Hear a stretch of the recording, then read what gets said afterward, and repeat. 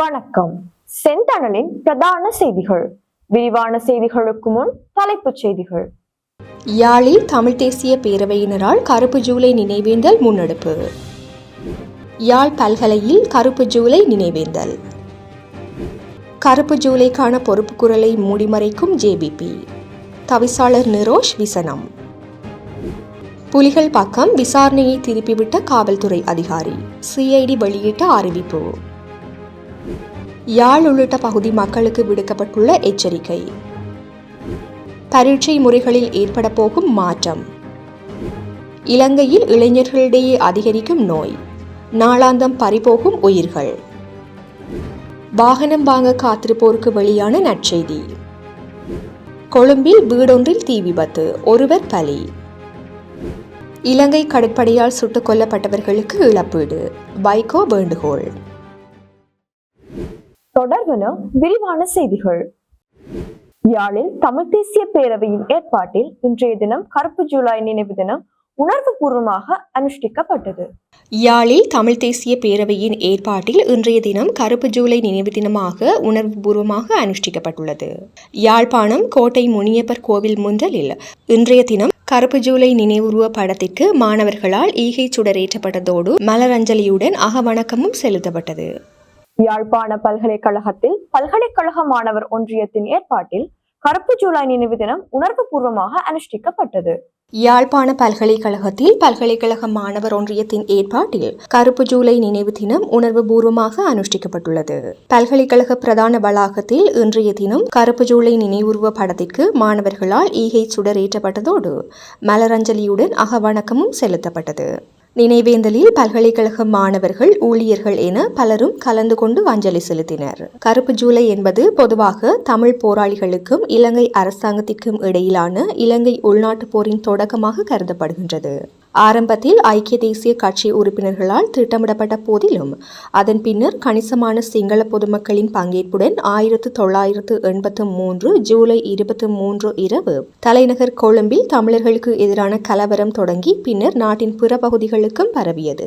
அந்த வகையில் 1983 ஆண்டு ஜூலை மாதம் ஸ்ரீலங்கா அரசு ஸ்ரீலங்கா சிங்கள பாதுகாப்பு படையினர், இனவெறி கொண்ட காடியர்கள் மற்றும் பொதுமக்கள் ஆகியோரால் தமிழ் மக்கள் மீது மேற்கொள்ளப்பட்ட இன அழிப்பான கருப்பு ஜூலை சம்பவம் இன்னமும் தமிழ் மக்களின் மனதில் மாறாத வடுவாகவே இருக்கின்றது. தமிழ் மக்கள் மீது திட்டமிட்ட படுகொலைகள் நடைபெற்றன என்ற உண்மையையும் அநீதிகளுக்கு பொறுப்பு கூற வேண்டும் என்ற கடப்பாட்டினையும் மூடி மறைக்கும் செயலாகவே தேசிய மக்கள் சக்தி அரசாங்கத்தின் செயற்பாடு அமைந்துள்ளதாக வலிகாமம் கிழக்கு பிரதேச சபை தவிசாளர் தியாகராஜா நிரோஷ் தெரிவித்துள்ளார். தமிழ் மக்கள் மீது திட்டமிட்ட படுகொலைகள் நடைபெற்றன என்ற உண்மையையும் அநீதிகளுக்கு பொறுப்பு கூற வேண்டும் என்ற கடப்பாட்டினையும் மூடிமறைக்கும் செயலாகவே தேசிய மக்கள் சக்தி அரசாங்கத்தின் செயற்பாடு அமைந்துள்ளதாக வலிகாமம் கிழக்கு பிரதேச சபை தவிசாளர் தியாகராஜா நிரோஷ் தெரிவித்துள்ளார். அத்துடன் ஜேவிபியின் உத்தியோகபூர்வ இளைஞர் அமைப்பான சோசலிச இளைஞர் சங்கம் கருப்பு ஜூலை நிகழ்வுகளை சகோதரத்துவ நாளாக மாற்றமடைய செய்ய எத்தனிக்கின்றது எனவும் சுட்டிக்காட்டியுள்ளார். இந்த விடயம் குறித்து அவர் வெளியிட்டுள்ள அறிக்கையில் மேலும் குறிப்பிடப்பட்டுள்ளதாவது: இலங்கையில் தமிழ் மக்கள் அடையாளப்படுத்தப்பட்டு தேடி அளிக்கப்பட்ட கருப்பு ஜூலை நினைவுகளின் 42வது ஆண்டினை உணர்வுபூர்வமாக எமது இனம் அனுஷ்டிக்கின்றது. கடந்த 42 ஆண்டுகளுக்கு முன்னர் குட்டிமணி, தங்கத்துறை, ஜெகன் உள்ளிட்ட 54 அரசியல் கைதிகள் வேலிக்கடை சிறைச்சாலையில் கொடூரமாக படுகொலை செய்யப்பட்டனர். தமிழர்களை வாக்காளர் பட்டியலுடன் தேடிச் சென்று 3000க்கும் மேற்பட்ட தமிழர்களை உயிருடன் தீயிலிட்டும் இதர கொடூரங்களுக்கு உள்ளாகியும் கொன்றளித்தனர். 1.5 லட்சம் பேர் வீடற்றவர் ஆகினர். 8000 வீடுகளும் 5000 வணிக நிறுவனங்களும் கொள்ளையிடப்பட்டு அழிக்கப்பட்டன. இந்த காலகட்டத்தில் $300 மில்லியன் அளிக்கப்பட்டன. இதனை பன்னாட்டு மனித உரிமைகள் ஆணையம் தமிழருக்கு எதிரான திட்டமிட்ட இனப்படுகொலை என விவரித்து அறிக்கை வெளியிட்டுள்ளது. இந்த இனப்படுகொலையை அரச இயந்திரமே தகவமைத்து வழிப்படுத்தியது என்பதற்கு சகல ஆதாரங்களும் உள்ளன. நாட்டில் இனப்படுகொலை நடைபெற்றமைக்கு பொறுப்பு கூறல் எதையும் முன்வைக்காமல் அத்தேவையினை போர்த்தி மூடிவிடும் உத்தியுடன் இன்றைய அரசாங்கம் நிதானமாக செயற்படுகின்றது. இப்படுகொலைகளுக்கு ஜேவிபியும் பொறுப்புடையது. ஆதலால் அரசாங்கத்தின் மாணவர் அமைப்பான ஜேவிபி தலைமை செயலகத்திற்கு உள்ளேயே இயங்கும் உத்தியோகபூர்வ இளைஞர் அமைப்பான சோசலிச இளைஞர் அமைப்பு ஊடாக அரச அனுசரணையுடன் இன்றைய நாளை சகோதரத்துவ நாள் என பிரகடனப்படுத்துகின்றது. இதற்காக ஜாலில் அரச வளங்கள் ஈடுபடுத்தப்பட்டு நடவடிக்கைகளும் மேற்கொள்ளப்படுகின்றன. இது தமிழ் மக்களுக்கு எதிராக மேற்கொள்ளப்பட்ட இனப்படுகொலையினையும் அதற்கான பொறுப்பு கூறலையும் திட்டமிட்டு மறைக்கின்ற அல்லது இல்லாமலாக்குகின்ற முயற்சியாகும். இதனை நாம் வன்மையாக கண்டிக்கின்றோம். ராஜபக்ஷக்களை ஒத்ததாக இன்றைய அரசாங்கம் மென்பலு அணுகுமுறையில் தமிழருக்கு எதிரான நடவடிக்கைகளை முன்னெடுக்கின்றது என்ற விழிப்புணர்வை ஏற்படுத்துகின்றோம் எனவும் குறிப்பிட்டுள்ளார். ஈஸ்டர் தாக்குதல் விசாரணையின் கீழ் கைது செய்யப்பட்ட மட்டக்களப்பு புலனாய்வு பிரிவின் முன்னாள் பொறுப்பதிகாரி பயங்கரவாத தடுப்பு சட்டத்தின் கீழ் விசாரணைக்காக 72 மணி நேரம் காவலில் வைக்கப்படுவார் என்று குற்றப்புலனாய்வு திணைக்களம் அறிவித்துள்ளது. ஈஸ்டர் தாக்குதல் விசாரணையின் கீழ் கைது செய்யப்பட்ட மட்டக்களப்பு பிரிவு புலனாய்வு பிரிவின் முன்னாள் பொறுப்பதிகாரி பயங்கரவாத தடுப்பு சட்டத்தின் கீழ் விசாரணைக்காக 72 மணி நேரம் காவலில் வைக்கப்படுவார் என்று குற்றப்புலனாய்வு திணைக்களம் அறிவித்துள்ளது. குறித்த அறிவிப்பானது கோட்டை நீதவான் நீதிமன்றத்திற்கு விடுக்கப்பட்டுள்ளது. ஈஸ்டர் தாக்குதலிற்கு முன்னர் நடந்த 2 பவுனதீவு காவல்துறை அதிகாரிகளின் கொலை தொடர்பான விசாரணையை தடுத்த குற்றச்சாட்டில் கந்தளாய் வான் எல காவல் நிலையத்தைச் சேர்ந்த ஒரு காவல்துறை பரிசோதகரை சிஐடி கைது செய்துள்ளது. கைது செய்யப்பட்டுள்ள சந்தேக நபர் மட்டக்களப்பு பிரிவு புலனாய்வு பிரிவின் பொறுப்பதிகாரியாகவும் முன்னர் பணியாற்றியுள்ளார். நவம்பர் 29, 2018 அன்று பவுனதீவு காவல் நிலையத்தில் பணியில் இருந்த காவல்துறை கான்ஸ்டபிள் நிரோஷன பிரசன்ன உடுகம மற்றும் கான்ஸ்டபிள் கணேஷ் தினேஷ் ஆகியோர் காவல் நிலையத்திலிருந்து சுமார் 1.5 கிலோமீட்டர் தொலைவில் அமைந்துள்ள ஒரு காவல்துறை வீதி தடையில் பணியில் இருந்தபோது சுட்டுக் கொல்லப்பட்டனர். காவல்துறை கான்ஸ்டபிள் நிரோஷனவின் உடல் காவல்துறை வீதி தடைக்கு அருகிலுள்ள ஒரு காவலர் இல்லத்தில் படுக்கையில் கிடந்தது. அதே நேரத்தில் காவல்துறை கான்ஸ்டபிள் தினேஷின் உடல் காவல் நிலையம் அருகே ஒரு கயிற்றில் கட்டப்பட்ட நிலையில் கண்டெடுக்கப்பட்டது. இந்த நிலையில் கைது செய்யப்பட்டுள்ள காவல்துறை அதிகாரி உட்பட ஒரு குழு பொய்யான ஆதாரங்களை உருவாக்கி கொலைக்கு விடுதலை புலிகள் மீது பழி சுமத்த விசாரணையை தடுத்துள்ளது என்பது தற்போது விசாரணையில் தெரிய வந்துள்ளது. இவ்வாறானதொரு பின்னணியில் வவுனதீவு காவல்துறை அதிகாரிகள் இருவரின் கொலையும் ஈஸ்டர் தாக்குதல்களை நடத்திய சஹரான் உள்ளிட்ட குழுவினரால் மேற்கொள்ளப்பட்டுள்ளதாக குற்றப்புலனாய்வு திணைக்களம் பின்னர் வெளிப்படுத்தியது. பலத்த காற்று மற்றும் கடல் கொந்தளிப்பு குறித்து வளிமண்டலவியல் திணைக்களம் எச்சரிக்கை விடுத்துள்ளது. பலத்த காற்று மற்றும் கடல் கொந்தளிப்பு குறித்து வளிமண்டலவியல் திணைக்களம் எச்சரிக்கை விடுத்துள்ளது. வளிமண்டலவியல் திணைக்களத்தினால் இன்று வெளியிடப்பட்டுள்ள அறிக்கையிலேயே இந்த விடயம் தெரிவிக்கப்பட்டுள்ளது. வடக்கு, வடமத்திய, வடமேல் மற்றும் மத்திய மாகாணங்கள் மற்றும் திருகோணமலை, அம்பாந்தோட்டை ஆகிய மாவட்டங்களுக்கு விடுக்கப்பட்டுள்ள இந்த எச்சரிக்கை 24 மணி நேரத்திற்கு நடைமுறையில் இருக்கும் எனவும் அந்த திணைக்களம் குறிப்பிட்டுள்ளது. நாடு முழுவதிலும் நிலவும் தென்மேற்கு பருவப்பெயர்ச்சி காரணமாக இந்த மாவட்டங்களில் சில நேரங்களில் மணிக்கு 55 தொடக்கம் 60 கிலோமீட்டர் வேகத்தில் பலத்த காற்று வீசக்கூடும். நாட்டின் ஏனைய பகுதிகளில் சில நேரங்களில் மணிக்கு 40 தொடக்கம் 50 கிலோமீட்டர் வேகத்தில் ஓரளவு பலத்த காற்று வீசக்கூடும் என வளிமண்டலவியல் திணைக்களம் குறிப்பிட்டுள்ளது. மேலும் கடல் தொழிலில் ஈடுபடும் கடல் தொழிலாளர்கள் கவனமாக செயற்படுமாறு வளிமண்டலவியல் திணைக்களம் அறிவுறுத்தியுள்ளது. புதிய கல்வி சீர்திருத்தங்கள் மூலம் எதிர்காலத்தில் பரீட்சை முறையை மாற்ற நடவடிக்கை எடுக்கப்படும் என கல்வி அமைச்சரும் பிரதமருமான ஹரணி அமரசூரிய தெரிவித்துள்ளார். புதிய கல்வி சீர்திருத்தங்கள் மூலம் எதிர்காலத்தில் பரீட்சை முறையை மாற்ற நடவடிக்கை எடுக்கப்படும் என கல்வி அமைச்சரும் பிரதமருமான ஹரணி அமரசூரிய தெரிவித்துள்ளார். புதிய கல்வி சீர்திருத்தங்கள் குறித்து ஊடக நிறுவனங்களின் தலைவர்களுக்கு தெரிவிக்கும் சிறப்பு நிகழ்ச்சியில் பங்கேற்ற போதே அவர் இதனை குறிப்பிட்டுள்ளார். இதன்படி பாடசாலை மாணவர்களுக்கு சுமையாக இல்லாத வகையில் பரீட்சை உள்ளடக்கத்தை மாற்றும் செயல்முறை 2028ஆம் ஆண்டிலிருந்து செயற்படுத்தப்படும் என்று பிரதமர் கூறியுள்ளார். அத்தோடு தவணை பரீட்சைகள் தொடர்பான இறுதி முடிவை எடுக்க நாளை கலந்துரையாடல் நடத்தப்படும் என்றும் தெரிவித்துள்ளார். இதேவேளை தரம் 5 புலமை பரிசில் பரீட்சை முறையை ரத்து செய்வது குறித்து எந்த முடிவும் எடுக்கப்படவில்லை என்றும் பிரதமர் ஹரணி அமரசூரிய மேலும் குறிப்பிட்டுள்ளார். இலங்கை முழுவதும் மொத்தம் 3300 வாய் புற்றுநோய் நோயாளிகள் பதிவாகியுள்ளனர். இலங்கை முழுவதும் மொத்தம் 3300 வாய் புற்றுநோய் நோயாளிகள் பதிவாகியுள்ளனர். புகைப்பிடித்தல், வெற்றிலை மெலிதல் மற்றும் மது அருந்துதல் போன்ற வாழ்க்கை முறை காரணிகளுடன் தொடர்புடைய எண்ணிக்கை அதிகரித்து வருவதாக பல்லறுவை சிகிச்சை நிபுணர் மருத்துவர் பிரசன்ன ஜெயசேகர தெரிவித்துள்ளார்.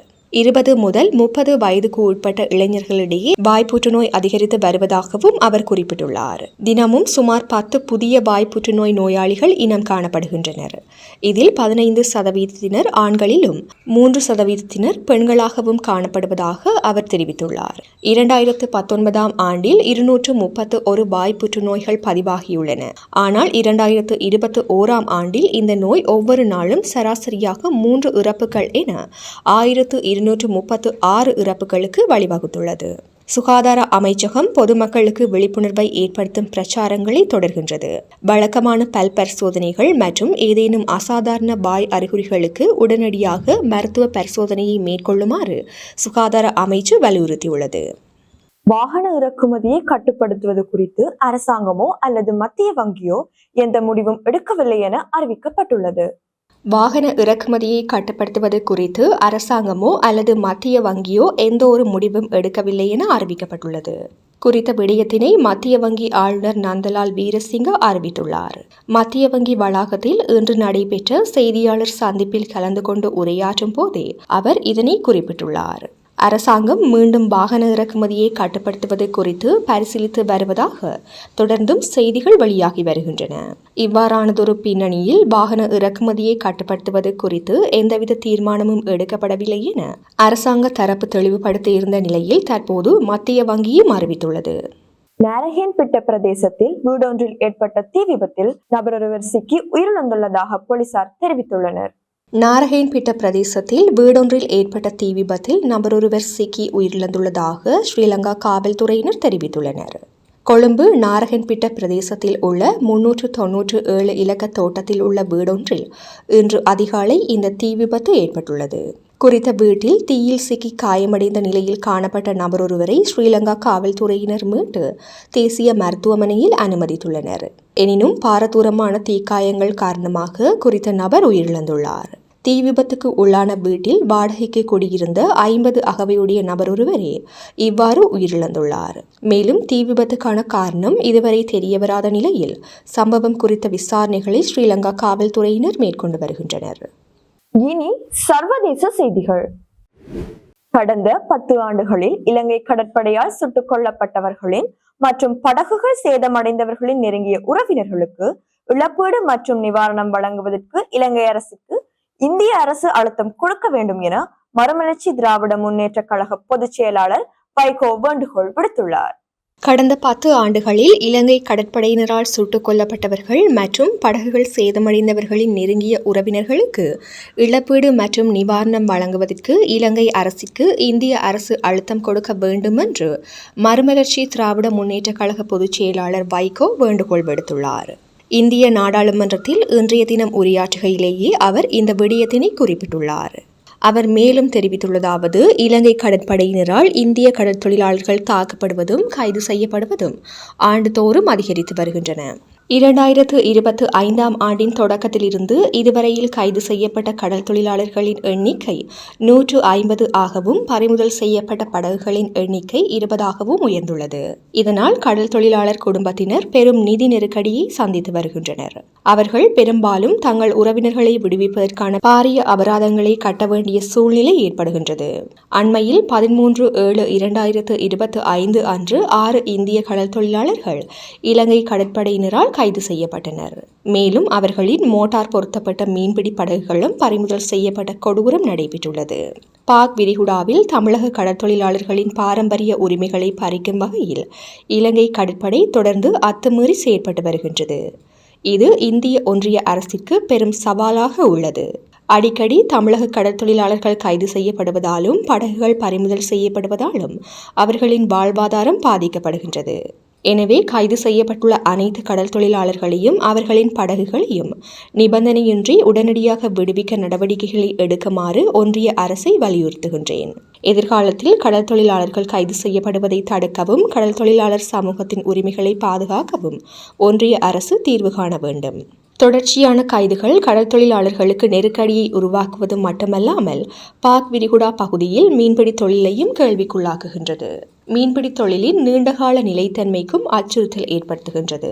கடந்த 10 ஆண்டுகளில் இலங்கை கடற்படையினரால் சுட்டுக் கொல்லப்பட்டவர்களின் மற்றும் படகுகள் சேதமடைந்தவர்களின் நெருங்கிய உறவினர்களுக்கு இழப்பீடு மற்றும் நிவாரணம் வழங்குவதற்கு இலங்கை அரசுக்கு இந்திய அரசு அழுத்தம் கொடுக்க வேண்டும். மேலும் கச்சத்தீவு ஒப்பந்தத்தை மறுபரிசீலனை செய்து கச்சத்தீவை திரும்ப பெற வேண்டும் என்றும் ஒன்றிய அரசை வலியுறுத்துகின்றேன் என்று அவர் தெரிவித்துள்ளார். இத்துடன் செய்திகள் நிறைவடைகின்றன. வணக்கம்.